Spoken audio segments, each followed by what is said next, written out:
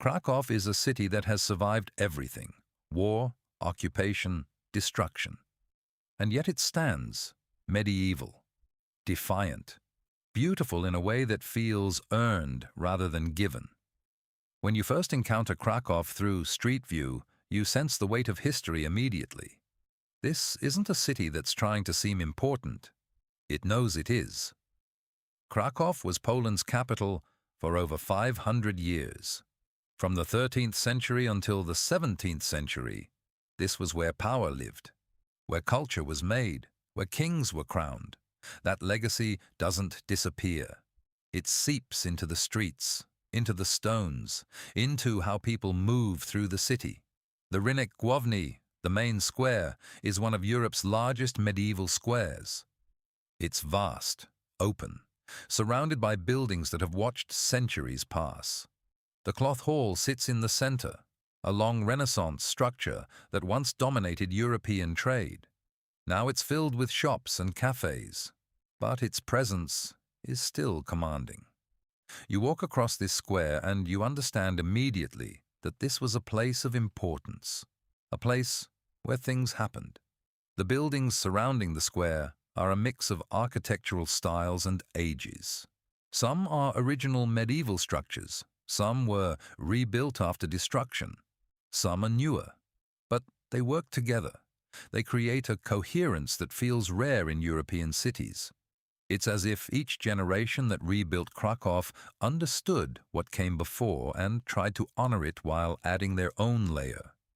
The narrow streets radiating from the square are where you discover the real city. Medieval passages so tight that sunlight barely reaches the ground. Buildings leaning slightly as if tired from standing so long. Doorways worn smooth by centuries of hands pushing through them. Courtyards hidden behind facades. Secret gardens tucked between old walls. These streets weren't planned by modern architects. They evolved. They developed organically over centuries as people needed places to live and work and trade. That organic quality gives them a texture that planned streets can never have. Rising above everything, on a hill overlooking the city, is Wawel Castle. A fortress, a royal residence, a symbol of Polish power and identity. It's been there since the 10th century in various forms, destroyed and rebuilt, changed and adapted, but always present, always dominant. From Wawel, you can see across Kraków. You see how the city spreads, how it's organized, how it's grown. The castle isn't just architecture, it's a statement, a declaration that this matters, that Poland matters, that this place has endured. Descending from Wawel toward the river, you enter Kazimierz. This is the Jewish quarter of Kraków, and this is where the city becomes profound, emotionally heavy, historically dense. Before World War II, Kazimierz was a thriving center of Jewish culture in Poland. Thousands of people lived here, built lives here, created art and music and businesses. Then the war came. The Nazis came. Most of them were murdered. Most of the buildings were destroyed or repurposed. What remains is both beautiful and haunting. The squares have a particular quality. The buildings stand, the cafes operate. But there's an absence, a silence beneath the activity. You can feel what was lost, what was taken. The synagogues still stand. Some are still used for religious purposes. Some have become museums or cultural centers. They're remarkable buildings, ornate, detailed, built by people who believed they would stand forever. The streets here are quieter than the main square, less crowded. People walk slowly. There's a reverence to how people move through Kazimierz now. An understanding that this place holds memory, that what happened here matters, that it shouldn't be forgotten. Along the Vistula River, which flows through Kraków, you find a different aspect of the city. Parks, walking paths, places where people sit and watch the water.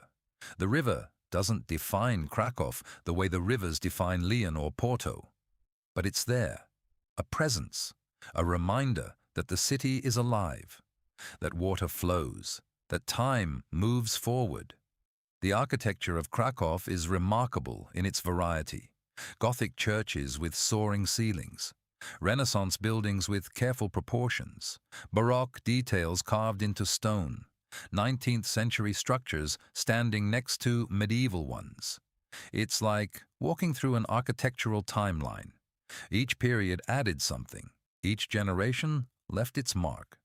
What strikes you most about Kraków is how present the past is. This isn't a city that's decided to move on and forget. It's a city that's chosen to remember, to preserve, to honor what came before, even as it builds forward. The university is ancient. Founded in 1364, it's one of Europe's oldest universities. Copernicus studied here.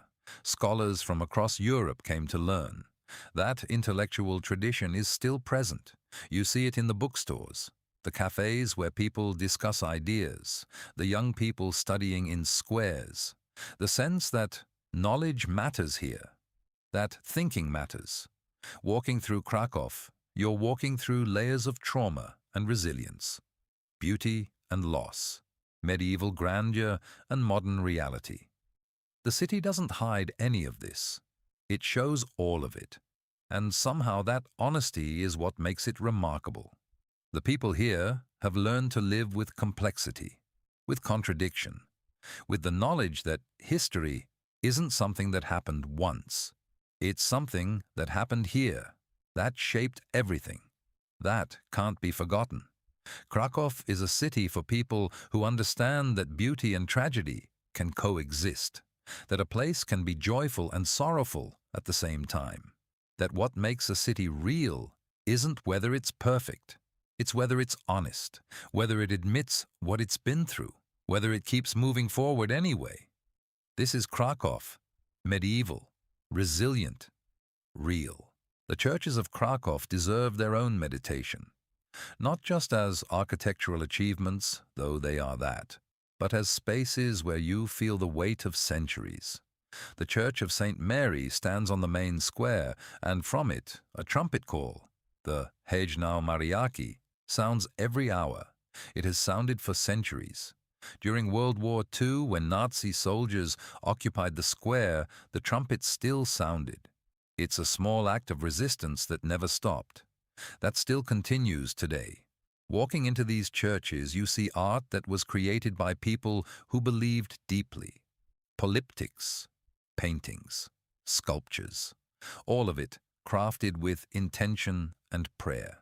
The St. Mary's altarpiece, created in the 15th century, is extraordinary, intricate, detailed, a masterwork.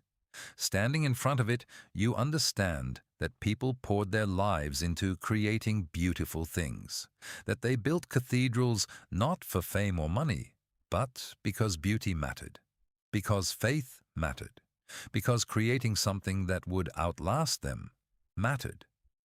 Beyond the medieval center, Kraków spreads into neighborhoods that feel different, more modern, more contemporary. But even these newer areas have history embedded in them. Apartment buildings from the communist era, structures rebuilt after destruction, new businesses opening in old buildings. The city is constantly negotiating between what it was and what it's becoming. There's a salt mine outside Kraków, Wieliczka, that's been worked for over 1,000 years. It's not in the city proper, but it's part of Krakow's story. People have been extracting salt from the earth here since medieval times. The mine is vast, chambers carved deep underground, and inside they've created chapels, built sculptures, created entire spaces of beauty beneath the earth. It's a metaphor for Kraków itself. Beauty and industry, art and necessity, all of it existing together. The cultural life of Kraków is vibrant. Museums, galleries, theaters, concert halls. There's a sense that art matters here, that music matters, that creating things and displaying them and experiencing them together is part of what makes a city worth living in. You see young people everywhere, students, artists, people engaged, The city has a youthful energy despite its age. On warm evenings, squares fill with people. Musicians play, students gather. There's an aliveness to it. A sense that, despite everything that's happened, life continues. People fall in love. They make music. They create. They celebrate. The cafes of Kraków are particular spaces, not like cafes in other European cities. There's a tradition here of cafe culture that goes back centuries. People sit for hours, drinking coffee, reading, writing, discussing. The cafes are thinking spaces, creative spaces. This tradition survived communism, survived war. It's still here. The food culture is different too. Polish food, hearty, honest, made with care. You see people in markets selecting vegetables, going to favorite shops, knowing the owner. There's a relationship between people and food here that feels grounded, real. The river continues to flow through it all. The Vistula, a constant presence. People walk along its banks, sit by its edge, throw things in its water, fish in it. The river connects Kraków to Poland's larger story. It flows through history, through time. It's indifferent to what humans do. It just flows. And somehow, that's comforting. At night, Kraków transforms. The squares light up. The old buildings glow. The castle looms. There's a romance to it, a drama, but also an exhaustion, as if the city has spent centuries standing, being strong, being resilient. And now in the evening, it allows itself to show that effort. The medieval city walls still stand in parts. You can walk along them, see where they've been restored, where they're original. They're not just architecture, they're proof of endurance. People built these walls to keep invaders out, to protect what was inside. They failed sometimes, but the stones remained, and were rebuilt, and stood again. What you understand walking through Kraków is that this city has been through more than most places should have to endure. And it's still here, still beautiful, still vital, still creating, still remembering. That's not nothing.